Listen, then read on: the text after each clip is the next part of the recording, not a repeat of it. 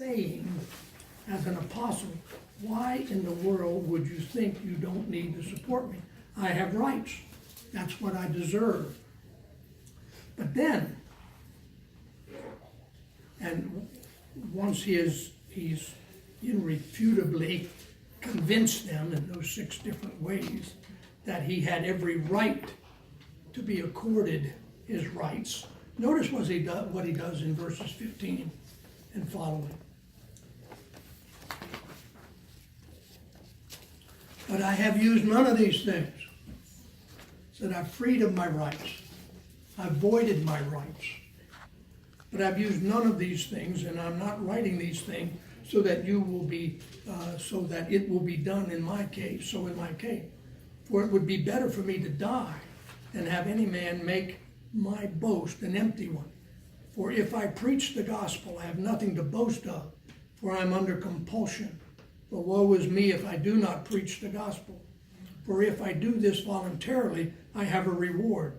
But if against my will, I have a stewardship entrusted to me. What then is my reward? That when I preach the gospel, I may offer the gospel without charge, so as not to make full use of my right in the gospel. Now, I find that a really interesting way to talk to people. First, if you've noticed how the flow of this, you convince people, or Paul is convincing the Corinthians, that you and I would have a right,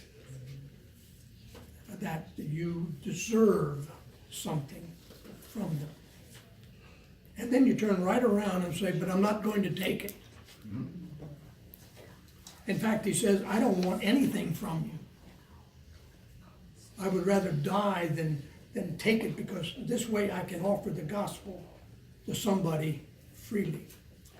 I think you'll see here that if you look at it deeply, you see what Paul is teaching here is that what made the spread of the gospel particularly effective in Corinth was his willingness under the Spirit of God to be freed from his rights. He had the right to not go out on Tuesday night. He had the right not to be inconvenienced to share the gospel with that neighbor. He had the right not to go out on the call to that evangelism class. He had the right not to do that.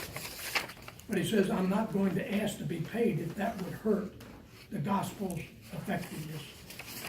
Now, let me ask, and we're going to close on this.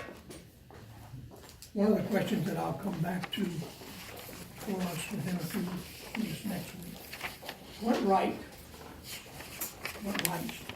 do you think that you have that keep you or us from freely sharing the gospel with someone?